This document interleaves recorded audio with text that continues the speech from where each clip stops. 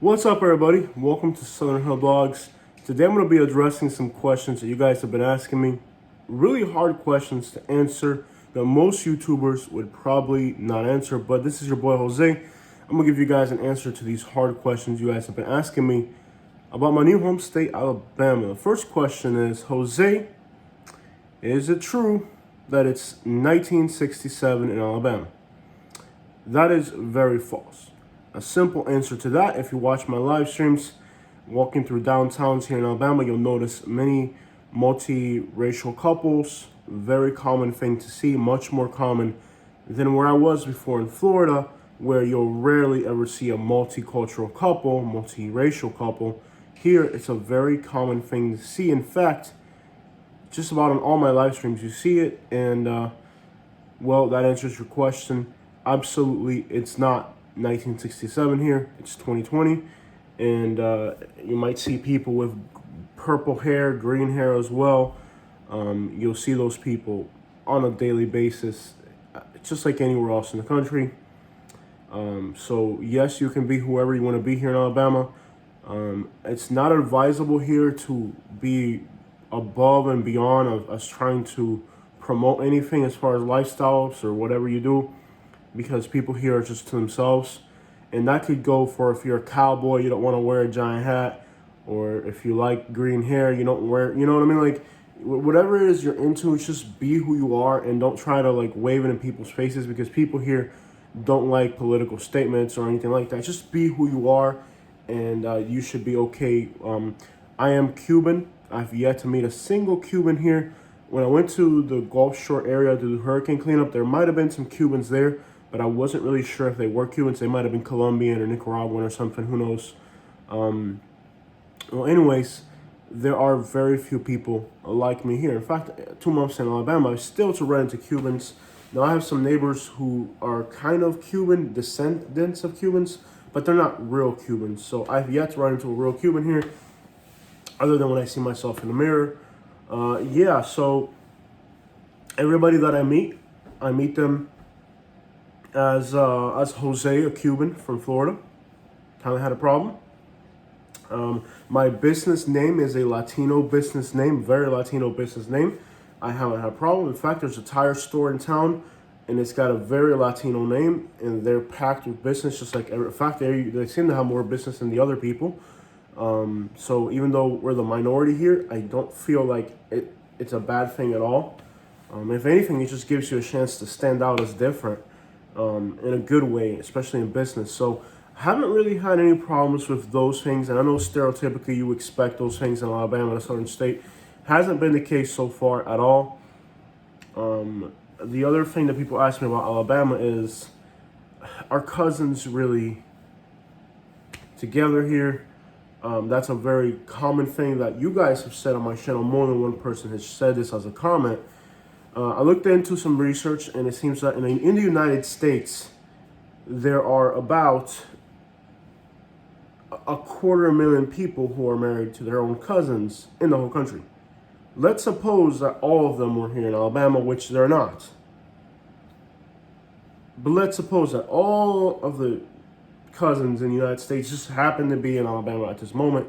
It would only be 5% of the state's population if that were the case, which means that 95% of the population would still not be involved in that. And that's assuming that every single cousin marriage in the country just happened to be here, and they're not.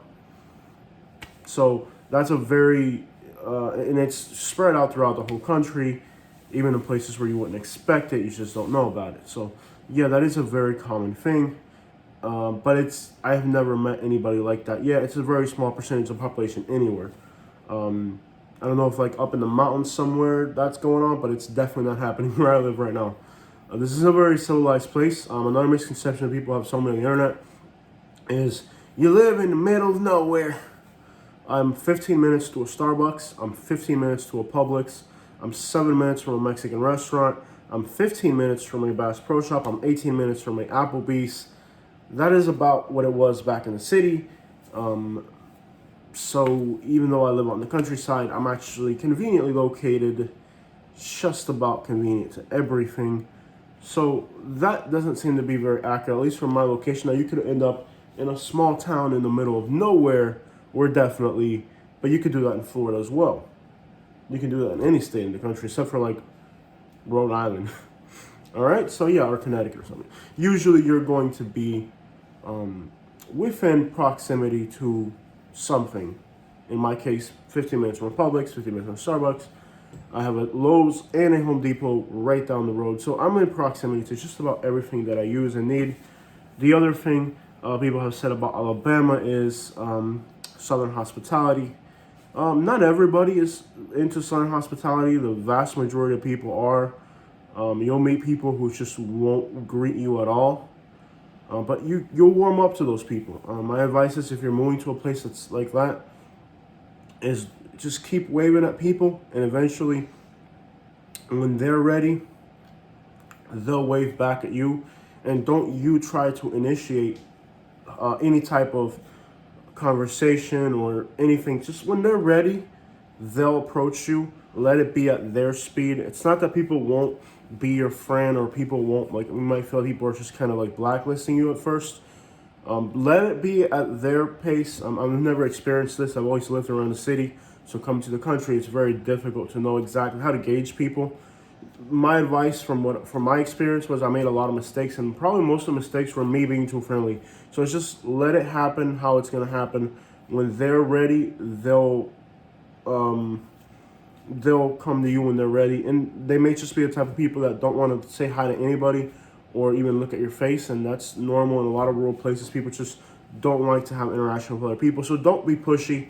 And that's a mistake that I made. It created a lot of problems that I'm having to deal with now, where just way too much small town politics. Town politics are a thing, and it's the same in Florida as it is here in Alabama. Small town politics means that as soon as you get in there, they want you to pick sides between, the axis of evil and the axis of good or whatever. You're gonna have to just pick sides, or the best thing you could do is just be neutral, and that takes a little bit of brain power. It takes a little bit of tactfulness. So you do have to be a little bit of a convict mindset and just know how to maneuver around people. You do have to do that in the city. If you live like in a gated community, you may not have to do that. But if you're coming to a place like that that's really rural, you do have to have a little bit of a convict mindset and just know how to handle people. And I feel that in my case, I'm a very social person, and I've needed to suppress that a little bit. And if I had done that, it would have probably been a little bit better for me. Not that I've had any problems, but I can tell you that I could have been a little bit better just by suppressing those social instincts that I have to interact with people. That's why I'm great at social media, but it's not the greatest thing for small town USA. So those are some of the major. Oh, the other thing people tell me is that I was going to starve to death in Alabama because there's no work. I've actually made a lot more money here than I did in Florida, and I don't even have contacts yet. So as I make contacts, it's actually going to be all right. So as far as making money here, if anything, people think I'm charging too little. When I first came, people told me, this ain't Florida. You're not going to make as much money as you did in Florida. So I already had that mindset because I was listening to the talkers, and I started to charge a lot less for my jobs. And I've come to realize that people will give me more money, and they'll tell me, hey, you're charging too little. Just step it up a little bit. So I'm going to charge the same way I would in Florida moving forward. It took a little bit of time to kind of dampen that effect and just kind of understand that, yeah, you can charge whatever you were charging, and eventually it's not going to matter. But with the whole income situation, I did have a lot of people that told me I was going to starve, and I'm doing all right, better than Florida in many respects. Well, here's what you need to understand. Poor people do a lot of things that rich people don't. They're more reckless with their money. So like coming to a poor state doesn't exactly mean that you're going to be poor. A lot of the people that are poor here are poor because they just don't want to work. So if you were like me, I'm a hustler. I'm a city person. I'm a hustler. I'm a go-getter. If you're like that, you're going to make money any day of the week. It doesn't matter. You're going to be all right, because it's just like people here, they live a very slow lifestyle because they want to. Therefore, that's the reason. Like they're poor because they're a victim of their own circumstances. Like me, I was a victim of my own circumstances in Florida, and I could be here as well. it's a personal thing, your education, how much effort you put into life. So do not assume because there are a lot of poor people here that you have to be like them. Poor people do some very stupid things with their money. They'll go on vacations, even though they don't have savings. They'll buy an expensive car instead of saving a down payment for a house. So a lot of the poverty that you see here is not really that the people here, that there isn't like money here. It's just like results of your own. There is lack of financial education in this state, and that contributes greatly to reckless economical behavior. Does that mean it's going to make you poor? Absolutely not. If anything, if you can tune into how people blow their money here, you can actually do really well, because in Florida, it seems people are just reluctant to let you, like rich people, where I was in Florida was all rich people mostly, and they were reluctant to let you make money off of them. They just wouldn't let you get ahead. They were just constantly suppressing you economically, constantly trying to exploit you. Where here, if somebody poor needs something done, they'll just pay to have it done, and they don't shop around as much. They don't really. They just like you. If they like you, they'll give you money. You can do whatever you need. So, and they're also willing to take a loss. And what I do with junk removal, that's a great thing. Somebody willing to take a loss. For example, somebody's willing to part with something that's broken and not fix it because they just don't want to deal with it. Rich people would probably not do that. Poor people will take that loss. Poor people get evicted. They get arrested. They go to jail and have to pay a lawyer, and they have to sell their car. There's 1,000 circumstances that happen to poor people. And if you know how to tune into that, you can actually reap in a lot of economical reward, because poor people are willing to go to a restaurant when they're broke. Poor people are willing to buy expensive clothes. So it's just, you just have to know what type of behavior poor people do. And if you're in a business that caters to that, you can do really well. So there are opportunities here to make money.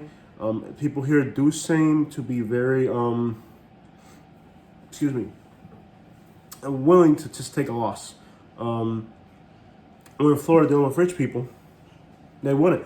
I just picked up a tractor that, like a riding lawnmower, and this is the nicest riding lawnmower I've ever got. In Naples, I got a lawnmower one time that I was able to put a battery in it, and I sold it for $500. I picked up this lawnmower, riding lawnmower, put a battery in it, and I'm gonna do some carburetor work, and it's probably worth $1,200, $1,100. In Naples, you would never ever run into somebody who would get rid of that. They would sell it, or they would trade it for some type. They would not just let that go, because that's just the way rich people are. Rich people, they don't take losses, where poor people do. So economically, there are advantages to being around poor people. As far as hiring people here in Alabama, do not think people are like desperate. Like back in Florida, people are just desperate to work. They'll do anything for money. Here, if you're not paying people right, they just won't do it. You like at first when I came to Alabama, I thought my dollars were gold, and when I came here, I realized that your money means nothing. You really have to slow it down a little bit when you're doing business, because people here, money means nothing. Basically, you know, people here in Florida, money. If you put out money, somebody's gonna get it no matter what. Here, if you put out money, it pretty much means nothing to people. You have to kind of work around that. So not everybody's like that. You'll meet a lot of people that are very progressive as far as business practices. So you have to just meet up more people, and as you meet people, you'll know the ones that are go-getters and hustlers, and those are the ones that are really going to get ahead in life. And then you got people that they have some type of politic to them. You want to pass on all those people, and that was hard at first. At first, I dealt with a few people that were too much politicking when I did business. Don't deal with people. If you come to do business with somebody and they start to politic with you, just pass on. Find somebody who doesn't have the small town politic. Just don't deal with them. So a lot of things that I've heard too about Alabama was living conditions. There's a mindset that people here live in trailers, and the raccoon lives inside the house with the people. Like really like backwards living conditions. Let me ask you this: in the city where I used to live, you'd go to a mobile home park, and there'd be 15, 20 people in a single wide mobile home. Isn't that kind of backwards? That's pretty backwards. I had a subscriber who was telling me that he lives in New Jersey, and in New Jersey, in the apartment where he lived, you could smell beer and urine in the hallways. Isn't that kind of backwards? And again, that's a small percentage of the population, and it's the same thing here. There's a percentage of the population here who lives in very bad living conditions. I've done a few jobs already where it's just appalling and like nothing like I ever saw. I did see it in Florida, but not as often. But again, back to Florida. Aren't there 15 people living in a mobile home in a town near you in Florida? I mean, I've seen 15 people to a mobile home, to a single wide in Naples, Miami, Orlando, Tampa, probably not Jacksonville because housing is cheaper, but like the whole southern and central part of the state of Florida, you'll see 15 people in a mobile home, mostly all guys living in mattresses on the floor and stuff. That's pretty backwards. So there are, like, you can't tell me that there aren't mobile homes in Naples, Florida, or Bonita Springs where there's 15, 20 people in a single wide mobile home. You don't think that's kind of backwards? At least here, that single wide trailer with the raccoon in it, as you guys say, at least that's on 20 acres or 10 acres, and that person can walk outside and breathe fresh air.